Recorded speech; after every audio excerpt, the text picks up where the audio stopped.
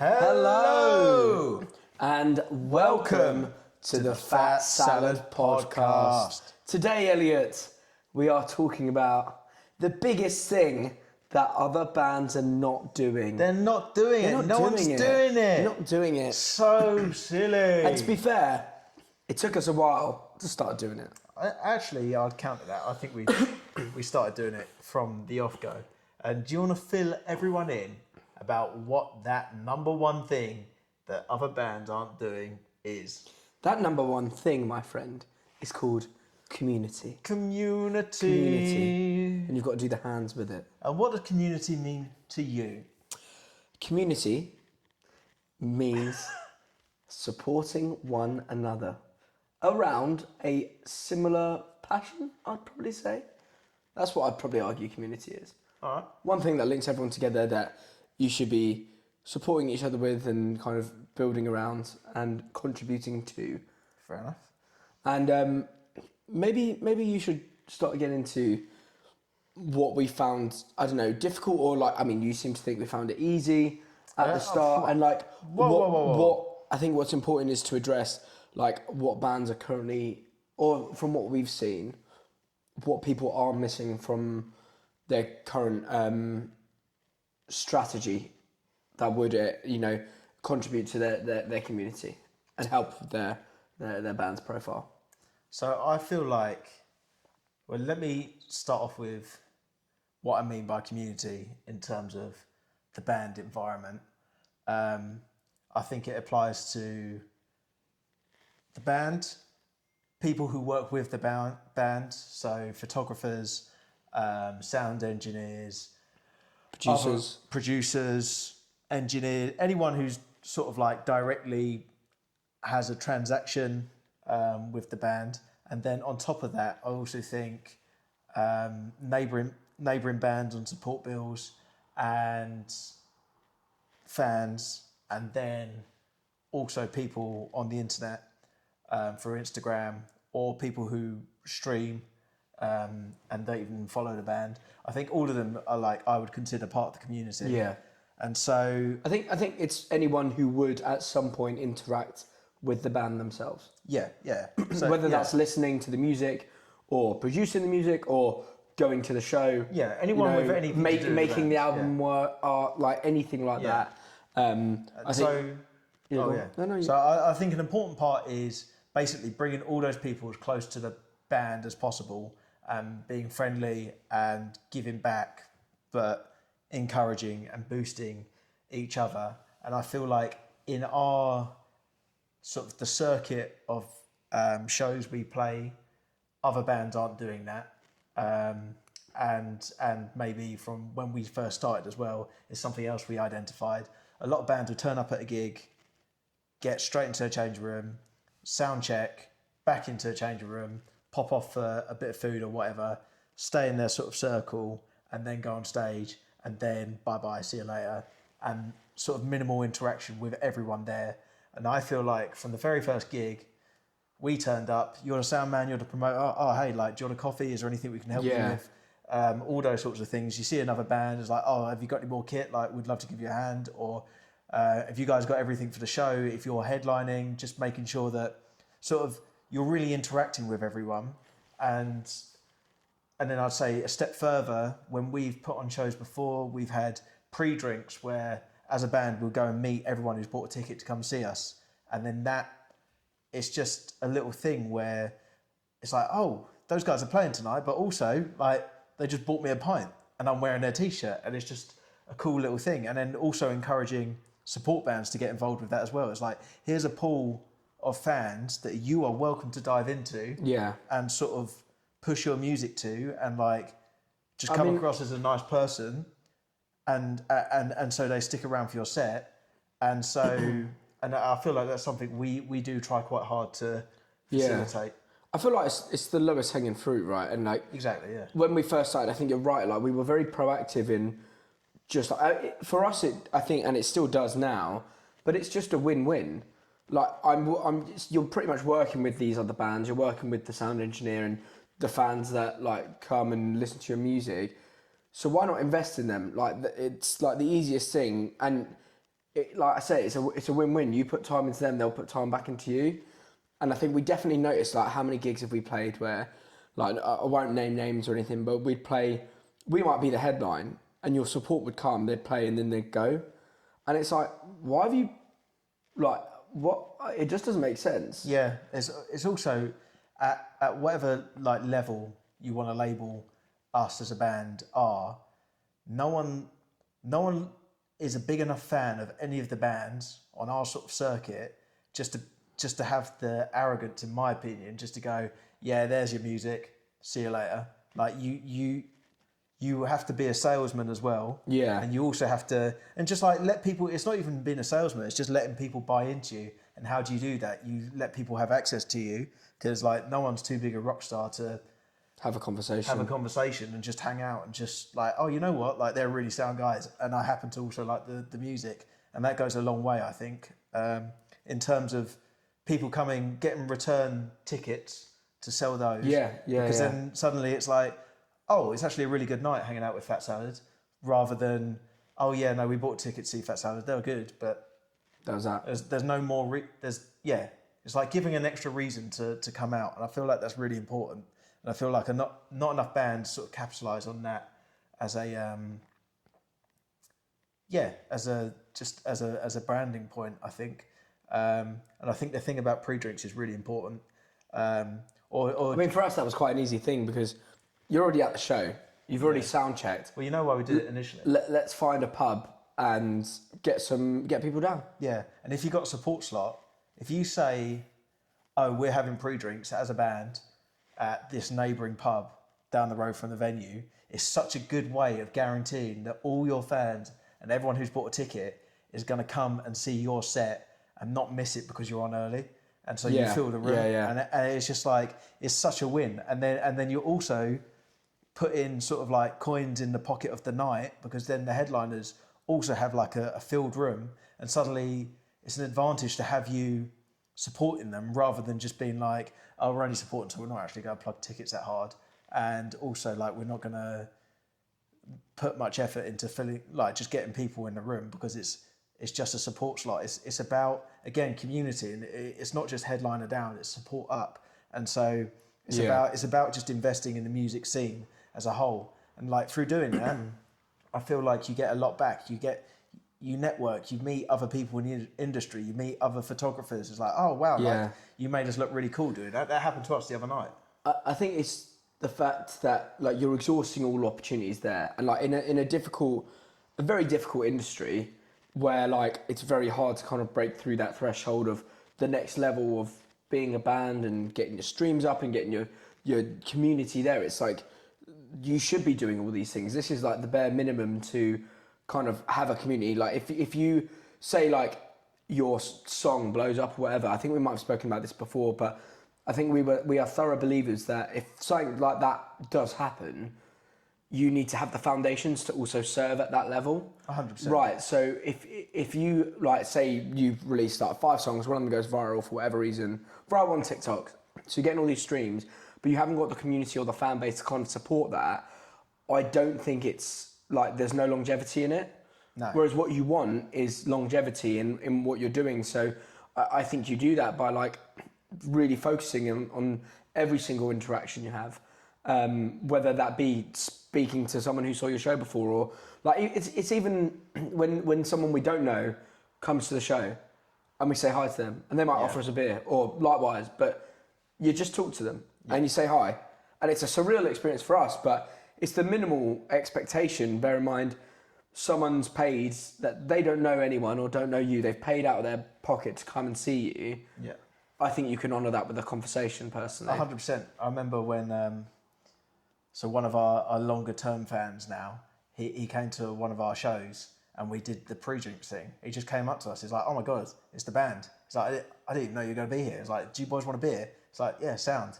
And then he kept coming to our gigs, and it was like, well, you know what, like as a way of sort of investing in this relationship further and just sort of like giving you something back, it's like we just put him in the whole music video, didn't we? Oh yeah. And then shout out Adrian. And it was just Up the like Adrian. And then he was buzzed. He was absolutely psyched. Like I spoke to him on the phone. I was like, "Do you mind if we do this like whatnot. And it was just good fun. It was just good fun. Yeah. It was like, simple as that. It was like, it was no effort on our part. But like, I mean, it makes sense. Like, why not do something like that? Exactly. Yeah, just giving back, and like now he loves the single like 10 times as much because he's involved in it, and like he's giving back to us as well. So it's just. It's a positive sum game, and I feel like not enough bands treat it like that. I feel like a lot of bands treat it as the music will do fine just on its own. And it's not even about content or the TikToks or the Instagram. That's like an extension of the community. Yeah. It's great once that's pumping, and it's a really useful tool. But at the same time, online relationships are there. It's very easy just to drop a fire emoji and just go yeah. And just sort of like, okay, but how invested are you? Whereas when you're doing like a DIY gig, it's like an event. There's a reason for people to come. You're getting support bands involved. You get support bands like coming to drinks afterwards. That's another thing we do. We always tend to have like drinks after the gig and make sure we have a presence. We stay and watch other bands. And we just sort of talk to people who enjoyed the show. It's just like it's FaceTime, isn't it? It's exactly, literally like how long are you going to have your face in front of everyone for? And I feel like DIY gigs are a really good way of sort of enhancing this, because it means you get to curate the lineup, and that means you get to sort of have other bands that you want around you in your circle and hang out with and share fans, but also get them involved and just have a laugh. Like when you know someone else on the lineup, it's just so much better than just having to meet new people again, which isn't bad. But it's so nice. It's lower risk.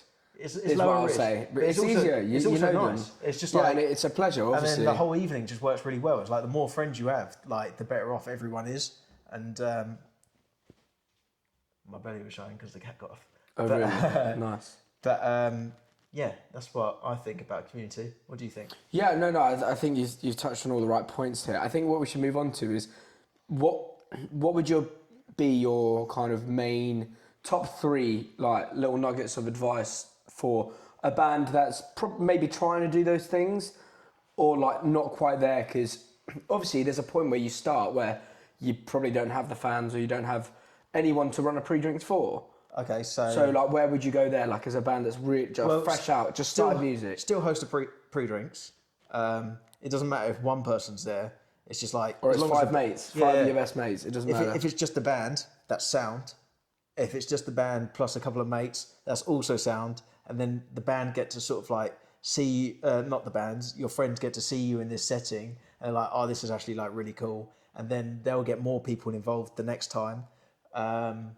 Number 2 is just give stuff out. We did free t-shirts for a while where basically, we didn't do free t-shirts. We gave beers out. So if you turned up to a pre-drinks, and you were wearing a Fat Salad t-shirt, the first 10 people or 5 people we saw, we just bought them a pint straight away. And it was just like, oh yeah, I see another one over there, boom. And it's just like walk over with a pint, and they're like, what's this for? It's just like, well, we're having a party, so we need to get you started. And the first 10 people in Fat Salad merch get a pint. Yeah. And then it's, okay, what's that, like 50 quid in London? But again, it's like 50 quid, but like those fans are then going to really, really enjoy the night because they've had that interaction. They've got a freebie off of you, and they're a little bit looser as well. And there's absolutely no harm in that. Whereas, well, yeah, other bands don't do that. That's what we're noticing. So that's 2 things: pre-drinks, giving stuff out, and the third thing is be present afterwards. Yeah, right? People want to tell you that they really enjoyed the show. They might tell people you. Do. No, people do. Like, I think actually, it's such a good point because I'm sure you've been there before where you've seen a band, and you just want to say, by the way, you don't want anything of it, but you just want to say, mate, that was an awesome show, or I actually love that song. Or like imagine like you're watching like one of your favourite bands or whatever.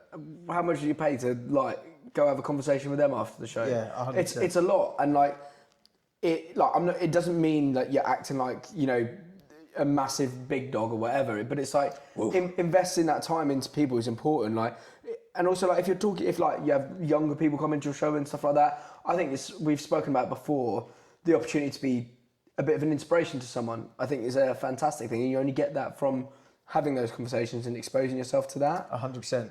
And if someone compliments your music, even if you don't think you had a great show, it's so important that you accept that compliment, because I've done it before where I've said to someone else, "Oh, that was a really good show," and then they just shrugged it off, and it was like, "Oh well, I put myself out there and I said you had a good show," them, yeah. and then you've just sort of shrugged it off because your ego didn't agree. And do you think that's people being uncomfortable with accepting? But also a compliment on a show? But on the other half, if you're a rock and roll band and someone pays you a compliment, accept that compliment like you're worthy of that compliment, because that person's paid money to come and see you. So if you say no, that's not an appropriate judgment of the show or whatever, you're almost actually deflating the value of your actual show and what they've paid for. Yeah, imagine going to see a show and then you as a spectator thought it was really good, and then you go outside and you see the guitarist having a fag and he's just like really angry, he's kicking stones. It's just like, you're just like, yeah, it just literally just deflates the evening. And then I'm not saying you have to be like false about things, but just accept compliments. And it's especially with strangers, because that interaction's a little bit, it's a high risk. Someone's gone out their way to speak to someone who was just on the stage to express their feelings, and that's them putting themselves out there. That is difficult to do. It's intimidating. Yeah, exactly. Like, So like value that someone's gone out their way, and like look after it and accept it. I think whether you agree or not, that's one of my thoughts. Yeah, it's such an interesting point on both sides of it, because as an artist, like we've probably both been there where we've probably not had the best show and someone's been like, "Oh, that was really good, mate." And it is hard. It's really hard to accept that compliment. Yeah. Or like, you might not have had the best show in your eyes, but you play the music all the time. You know the music, so like the standard's probably still there. You just might not feel like it's where you want it to be. So realistically, if someone says you probably had a good show, probably was a decent show, at least to what they're expecting. So that like, but I think there needs to be an acknowledgement of that's a difficult thing to start convincing yourself to do, which is accept a compliment. Yeah. And like, if anyone's anything like me and Elliott, which is like, you finish a show and it's like, that was really fun, what can we do to better it? And it's not a negative, it's just like constructive criticism, because that's the only way you progress. And I'm sure that's something we'll talk about at a later stage in this podcast series. But I think we're just conscious of time at the moment. If you could give right now, so we've spoken about the early end of it, like what you do to kind of kickstart that and what we did. Yeah. Going forwards now for Fat Salad, where we've done those kind of things, we're still doing them, what would you say the next steps are for us to build our community? Next steps are for us to start pushing that community to on a more national scale. So London, we got loads of faces that will come out, and that's great. We got a show in Brighton, and I think on the 18th of April, we have a duty to try and pump that up and make friends with bands down in Brighton and sort of establish a fan base there. And it's more than the fan base; it's a community. And I think continue to work on things online and continue to. Oh, another thing we've been doing as well is we've been taking pictures of people in the crowd and then including them in a reel the day after. And so we'll continue to do that and just sort of get more of a presence of our fans and our community online, and because they're as much as part of the image as we are. Yeah. I think what would be really important for us is, and it's something that we had a lot at the start, but just because of like what we've been doing this for a few years now, you're always going to get that initial excitement at the start, and it's going to be, I think people underestimate that it's not, trajectory is not linear when it comes to this stuff. It's a slow burn, and it's you're cracking on, and you're getting through like so much stuff. I think what would be interesting for us would be to kind of double down on that. I think, like you said, like the online engagement. Yeah.